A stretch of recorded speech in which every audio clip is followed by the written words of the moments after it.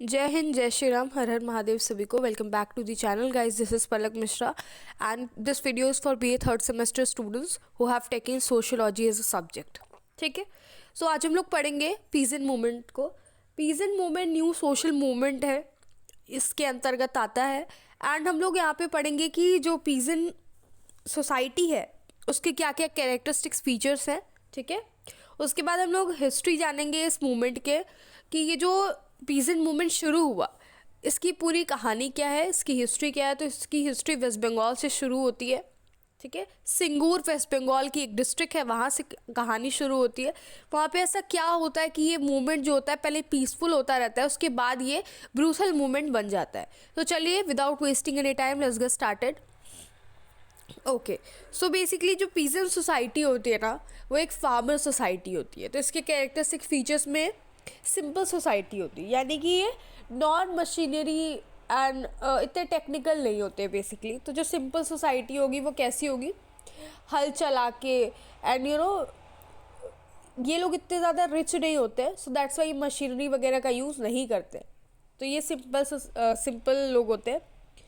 Second है closeness, ये बहुत ही एक दूसरे से क्लोज होते हैं। जैसे आप कभी गांव में जाते हो और शहरों में जाते हो, तो जो गांव के लोग होते हैं वो कितने ज़्यादा क्लोज होते हैं कि किसके घर में क्या चल रहा है, दे न्यू एवरीथिंग, है ना। किसके घर में क्या प्रॉब्लम चल रही है और किसके यहाँ कब शादी पड़ गई है, क्या क्या उनको काम करना है, ये सारी चीज़ें उनको पता होती है। But in cities there is no closeness, there are self centred people in the cities, कि वो खुद पे खुद से ही मतलब रखते हैं इतना। बट विलेजेस में ऐसा नहीं होता। वैसे ही जो पीजेंट सोसाइटी होती है वो बहुत ही ज़्यादा एक दूसरे से कनेक्टेड रहती है, उनके अंदर क्लोजनेस बहुत ज़्यादा होता है। Third interdependency. जैसे अगर मैं बोलूँ पीजेंट सोसाइटी कैसे इंटरडिपेंडेंट है, तो मान लो आप एक फार्मर हो, मैं भी एक फार्मर हूँ, और मेरे घर में एक हल नहीं है, उस टाइम नहीं है, तो मैं आपके घर में जाकर ले सकती हूँ वो चीज़। आपके घर में अगर कोई ऐसा सामान है जो मेरे लिए काम आ सकते हो, आप मुझे वो दे भी दोगे, क्योंकि वी आर क्लोज। ठीक है, and we are dependent on each other, so there is an interdependency. आपको जो काम होगा आप खुल के मेरे से कह सकते हो और मैं आपकी हेल्प करूँगी भी। और सोचिए अगर मैं और आप क्लोज हैं तो आप मुझसे हेल्प भी मांग सकते हो और डेफिनेटली मैं आपको हेल्प करूँगी। बट अगर हम लोग क्लोज नहीं है, हम एक दूसरे को जानते ही नहीं है, जैसे कि सिटीज़ में होता है, यूजुअली लोग हेल्प मांगने से भी कतराते हैं और हेल्प मांगने के बाद मना भी कर दिए जाते हैं, क्योंकि कोई एक दूसरे की वहाँ पे हेल्प नहीं करता। ठीक है, then they are the peasant society are close to nature. अब सिंपल सी बात है कि वो किसान है जो कि भूमि की पूजा करता है, जो अनाज उगाती है उसी पे वो अनाज उगाता है और वही उसका पेट भरता है, और फिर वो सोसाइटी में जब अनाज आता है तो हम लोगों का पेट भरता है। तो डेफिनेट सी बात है कि they are connected with nature, they are close to environment. And then they are poor people, they are not so rich कि वो मशीनरी वगैरह परचेज कर पाए। सो मैं अभी बता देती हूँ कि मेरी वॉइस बहुत ज़्यादा लो आ रही होगी, क्योंकि I I have fever, I have cold, तो मैं इतने अच्छे से बोल नहीं पा रही हूँ। इसके लिए sorry, but I am trying my best कि मेरी वॉइस ठीक ठाक है। ओके, सो एक बार रिवीजन करा देते हैं कैरेक्टरिस्टिक फीचर्स का। देखो पीजेंट सोसाइटी क्या होती है, एक सिंपल सोसाइटी होती है। वो रिच नहीं होते बिल्कुल भी। ठीक है, दे आर पुअर फार्मर्स, क्योंकि देखो फार्मर्स ही सुसाइड करते हैं, आपको पता है, क्योंकि वो लोन लेते हैं, उनका लोन का जो डेप्ट होता है, लोन का बर्डन इतना ज़्यादा हाई हो जाता है, और वो जो लोन होती है वो जनरेशनल बन जाती है, यानी जो पावर्टी होती है वो जनरेशनल पावर्टी बन जाती है। स्पेशली इन्हीं लोगों में देखा गया है, क्योंकि दे यूज टू टेक लोन, उसके बाद वो फुलफिल नहीं कर पाते, फिर उनकी पूरी फैमिली कहीं ना कहीं उस चीज़ में फंस जाती है। जनरेशन टू जनरेशन ये चीज़ चलती रहती है। अभी तो बहुत सारे ऐसे लॉज वगैरह आ चुके हैं, एंड स्पेशली बहुत सारे ऐसे स्कीम्स वगैरह आती रहती है फार्मर्स के लिए, उनके बेनिफिट के लिए। तो ये सब तो है। तो कैरेक्टरिस्टिक्स में ये हो जाएगा कि ये लोग क्या होते हैं, सिंपल लोग होते हैं, सिंपल सोसाइटी होती है, एक दूसरे से बहुत ही ज़्यादा क्लोज होते हैं, दे आर इंटरकनेक्टेड, तो एक दूसरे पर निर्भर होते हैं अपने कामों के लिए। ठीक है, they are close to nature, they are nature lover, they are nature friendly people, और वो जो है बहुत ही ज़्यादा नेचर लविंग होते हैं। They are close to the environment. ठीक है, एंड या दैट्स ऑल। सो अभी हम लोग मेन पॉइंट पे चलते हैं इसकी स्टोरी के बारे में कि क्यों इस मूवमेंट का नाम Singur Nano plant peasant movement रखा गया है। तो चलिए शुरू करते हैं। सो कहानी शुरू होती है वेस्ट बंगाल के सिंगूर डिस्ट्रिक्ट से। इसमें क्या होता है, इस सिंगूर डिस्ट्रिक्ट में आपको पता होगा वेस्ट बंगाल जो होता है वो बहुत ही ज़्यादा फेमस है। किस चीज़ के लिए? West Bengal is famous for its rice production. ठीक है, वेस्ट बंगाल में राइस बहुत ही ज़्यादा अमाउंट में प्रोड्यूस होती है। तो सीधी सीधी बात है, कौन लगाएगा? फार्मर। ओके, तो होता क्या है कि जो टाटा की इंडस्ट्री है उन्होंने सोचा कि हम मिडिल क्लास लोगों के लिए भी कार बनाएंगे। तो नैनो कार आप लोगों ने देखी ही होगी और वो उस टाइम पे बहुत चली भी थी। ठीक है, तो जो नैनो प्लांट था वो टाटा ने सोचा कि हम वेस्ट बंगाल में नैनो प्लांट लगाएंगे। ठीक है, इन्होंने गवर्नमेंट को जो है रिक्वेस्ट भेजी और गवर्नमेंट में इन्हें सैंक्शन भी कर दिया कि ठीक है आप अपना नैनो प्लांट वेस्ट बंगाल में सिंगूर डिस्ट्रिक्ट में लगा सकते हैं। ओके, तो होता क्या है कि उस टाइम पे जो करंट रूलिंग पार्टी होती है वो कम्युनिस्ट पार्टी ऑफ इंडिया होती है। ठीक है, तो जो सिंगूर होता है वो वहाँ पे राइस बहुत ज़्यादा होता है। यूजुअली वेस्ट बंगाल के पूरे एरिया में मेनली राइस बहुत ज़्यादा होता है। अब जो गवर्नमेंट थी उसने क्या किया, उसने तो सैंक्शन कर दिया। तो सीधी सीधी बात है कि जिसकी ज़मीन होगी आप उतनी जो लोगों की ज़मीन दे दोगे, ले लोगे और उसके बाद उसको दुगने रेट पे उनको, मतलब लाइक बेसिकली गवर्नमेंट ही करती है ना कि उस टाइम जो करंट रेट चल रहा होता है उसके डबल रेट में वो फार्मर्स को ऐसा देती है और फिर वो उनकी ज़मीन लेकर वो टाटा को दे देती है। ठीक, तो उस टाइम पे क्या होता है, ममता बनर्जी जो होती है वो स्टूडेंट लीडर होती है। बेसिकली कांग्रेस पार्टी की होती है लेकिन एक स्टूडेंट लीडर होती है उस टाइम पे। और आज उनका पार्टी का नाम पता ही है आपको, ऑल इंडिया तृणमूल कांग्रेस। ठीक है, तो ये बेसिकली तनाव क्रिएट करती है, पॉलिटिकल एजिटेशन क्रिएट करती है।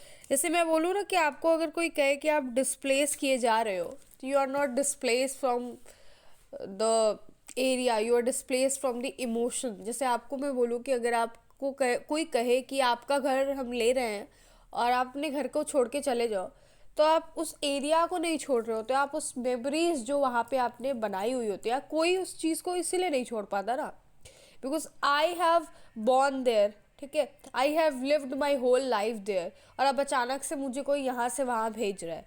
So how can I adjust? और स्पेशली मेरे इमोशन उस घर से जुड़े हुए हैं, मैं नहीं जा सकती या मैं नहीं जा सकता। Usually people use to give that example जो कि बहुत जनरल है।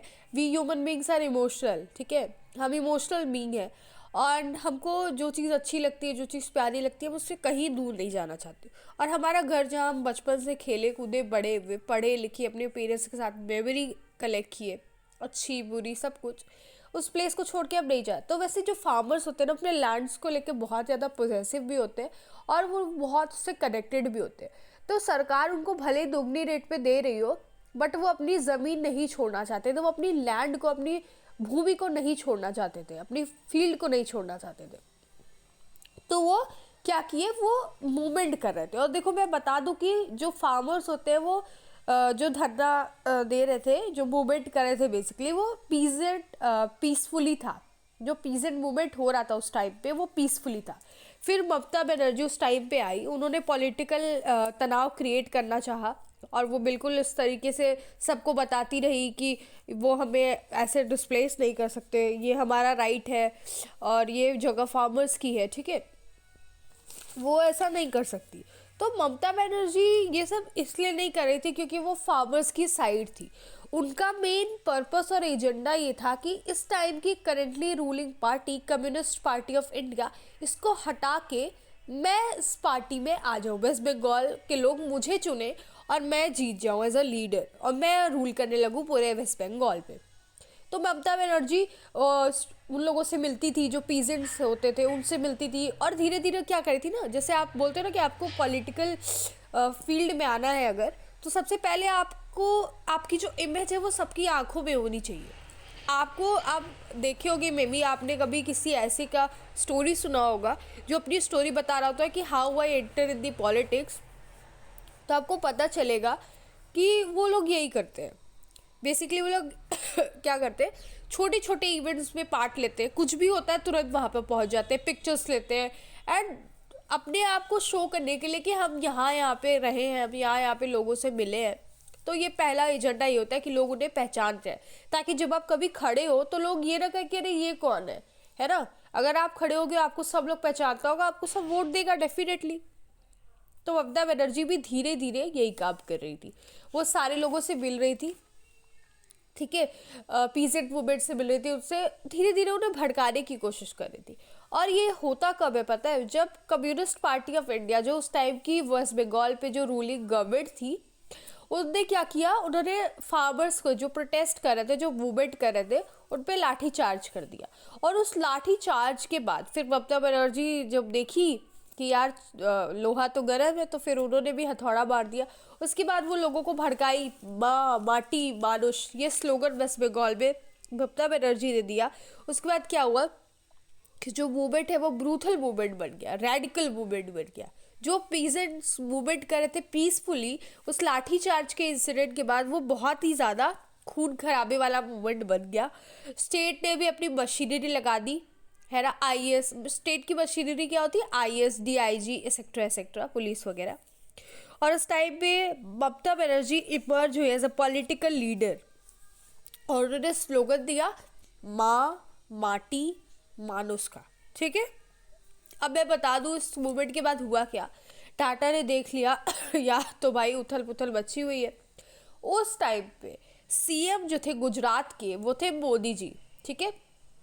तो देखा जब टाटा ने कि यार यहाँ पे तो माहौल बद से बदतर है, तो फिर टाटा ने गुजरात में ये चीज़ करनी चाहिए। फिर मोदी को उन्होंने वो चीज़ मतलब रिक्वेस्ट किया, मोदी जी ने अलाउ कर दिया, और फिर गुजरात ने जो टाटा का जो नैनो प्लांट था वो सिंगूर से शिफ्ट होके गुजरात में लग गया, ठीक। ओके। सो ये जो पीजेंट मूवमेंट है ना, ये बेसिकली फार्मर्स का एक मूवमेंट था, जिसमें वो अपने आइडेंटिटी के लिए, अपने सेल्फ आइडेंटिटी के लिए उन्होंने लड़ाई लड़ी थी। और बेसिकली ये था पीसफुल, बट ये रेडिकल मूवमेंट में शिफ्ट हो गया। उसके बाद ममता बनर्जी अपनी सरकार में आ गई, और वो अभी तक उसी सरकार में है, ठीक है।